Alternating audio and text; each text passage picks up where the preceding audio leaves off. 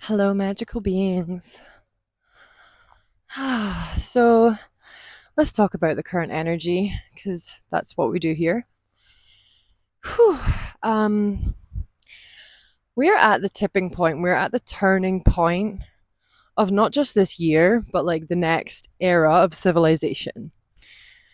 And that's why there's like huge kind of like clashing together of mixed energies. And one of these energies, it might feel like grief. It might feel like letting go. It might feel like saying goodbye.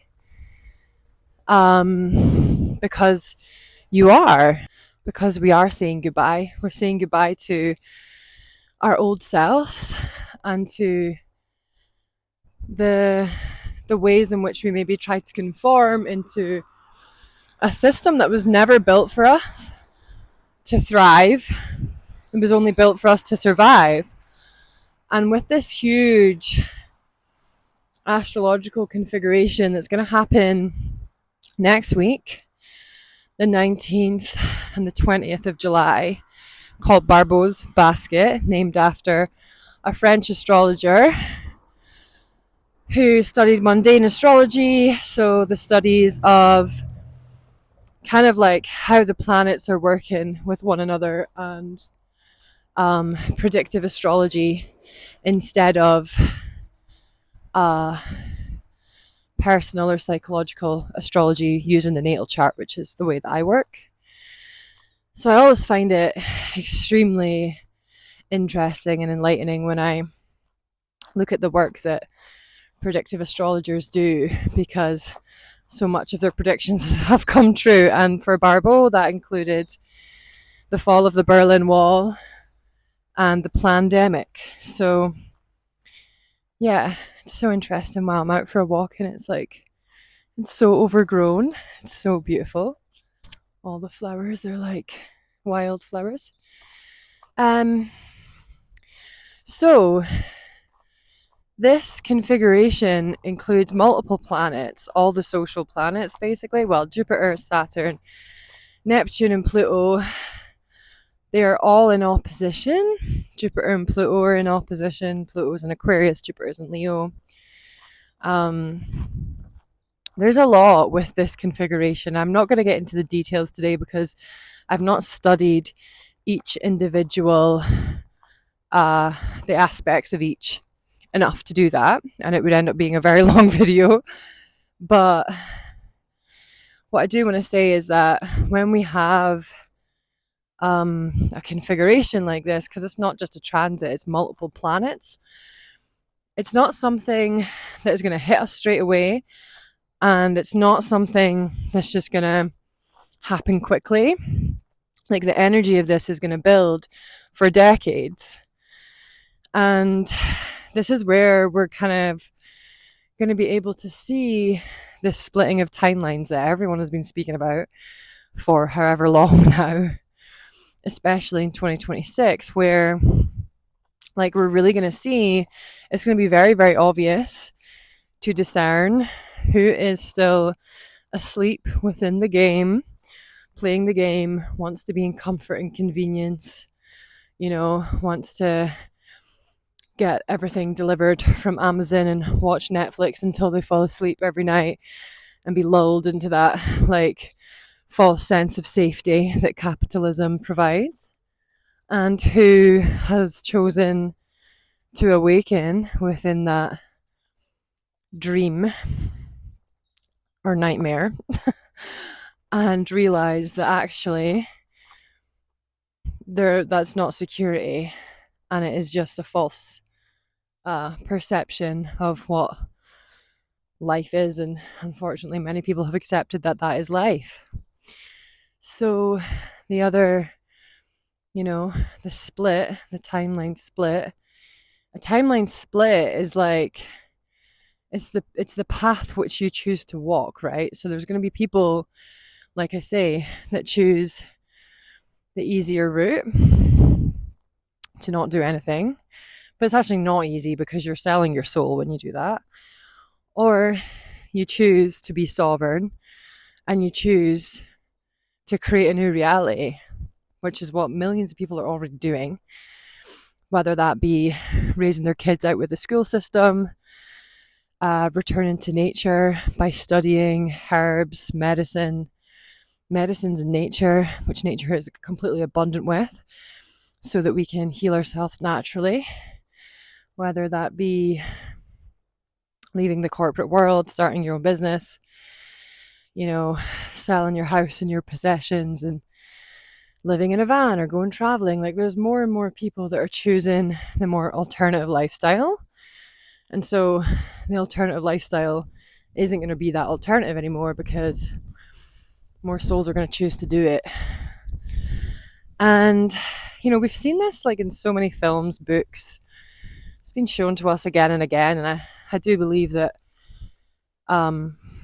we just keep going through cycles as humans on Earth of like either descending into like complete madness and consumption and gluttony and greed, or ascending into higher states of consciousness while still being grounded with the earth.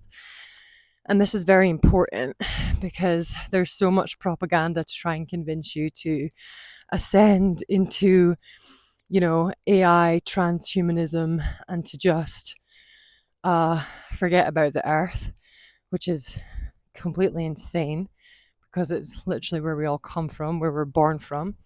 And obviously, yes, we are made of stardust as well, but our planet has everything we need.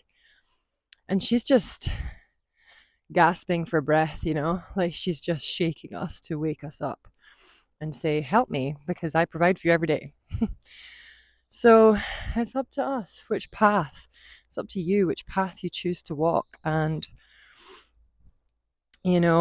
for many souls, it's not even really a choice because you're like, I couldn't possibly choose to stay asleep, because you would get unwell, right? Like your body rejects that way of life. And that might mean like for me, there's been times when I, like anyone, doubt my path or think, wow, like maybe I should go back into the matrix and, like go to university again or train in something that's going to give me security. But whenever I think of that, my whole body contracts and my shoulders move inwards. And that's no, that's your body saying, no, I don't want that.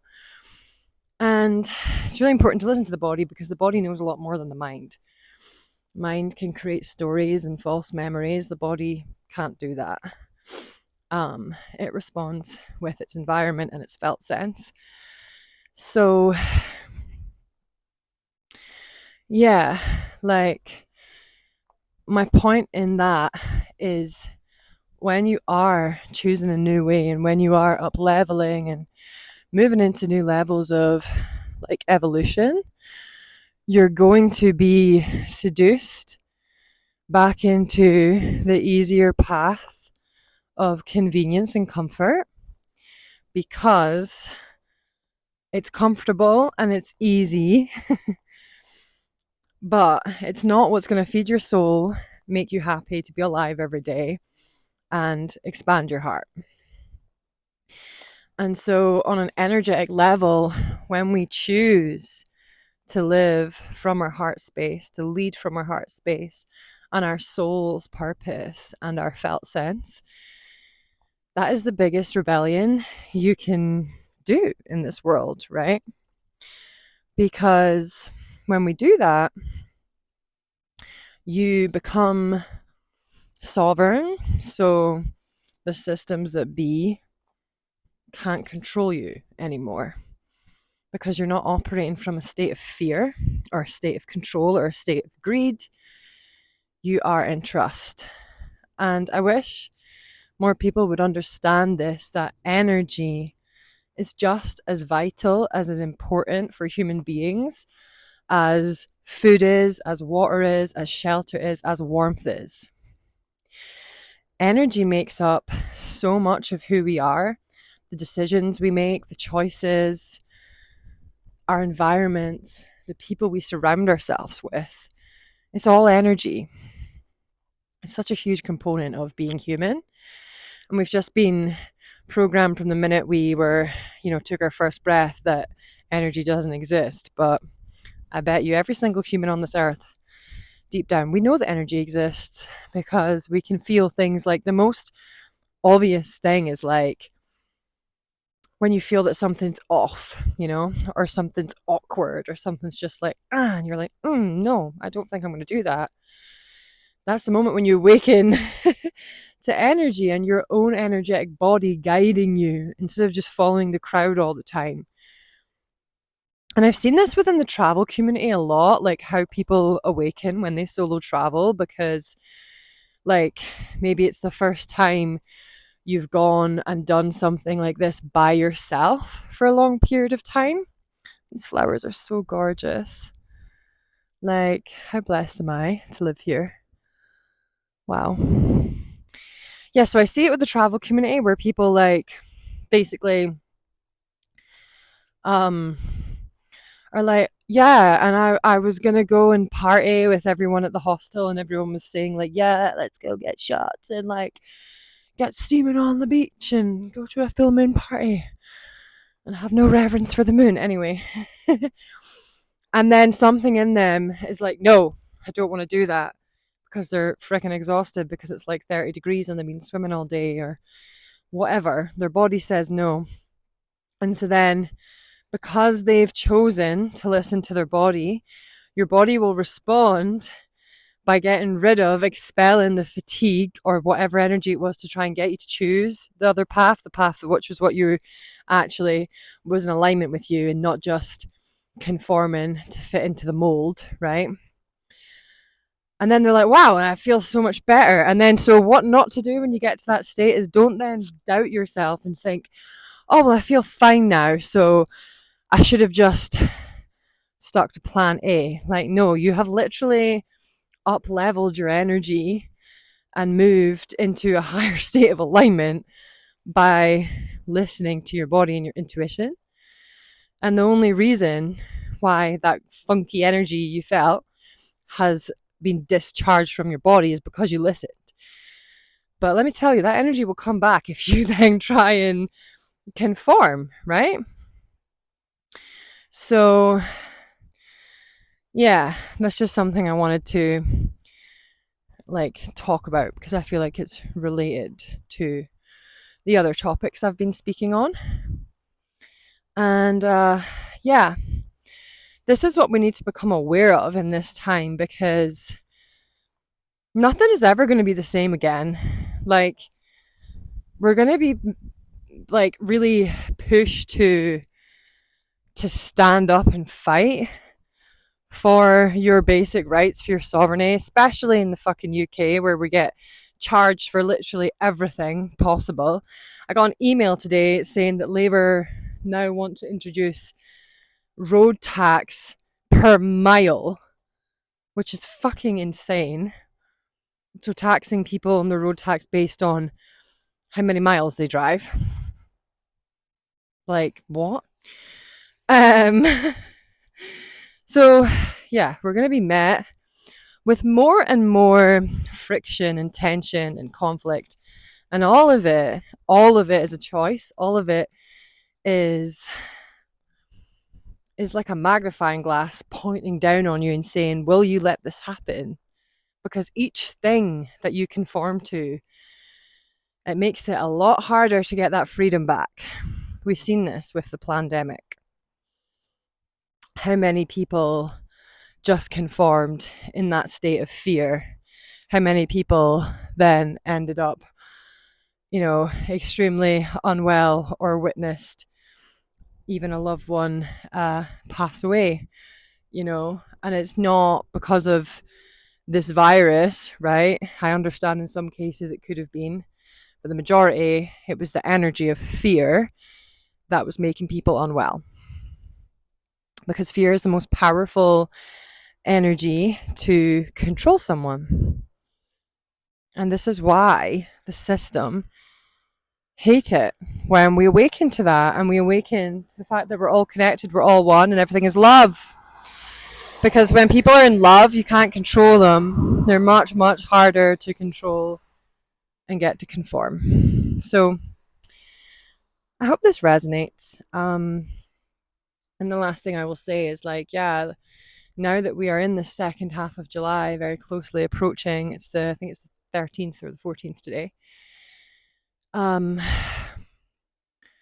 This is the tipping point. We will tip over into the new energy, the new beliefs, the new way of being.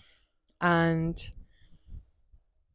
as soon as you get that felt sense of I need to act on this, you need to act on it. Don't ignore it. Please don't ignore it. The more we ignore it, the more we're giving away our power, our magnetism, our magic as humans. So as soon as you have that felt sense of yes, go and do it. For me, that was me booking my flight yesterday to Indonesia. I knew I was gonna leave in September. Then last week I received the date that I had to leave on. I was like, okay, that makes sense. The 9th of the 9th. It's an energetic portal that I'm closing by leaving on the 9th of the 9th. 9 is the number of completion. And, it's Mercury retrograde and it was a Monday. Like, logically, I would not have booked a flight during a Mercury retrograde. I said, I'm just going to wait until it's over, which is like the end of next week. And also, prices might have been a bit cheaper if I booked on a different day.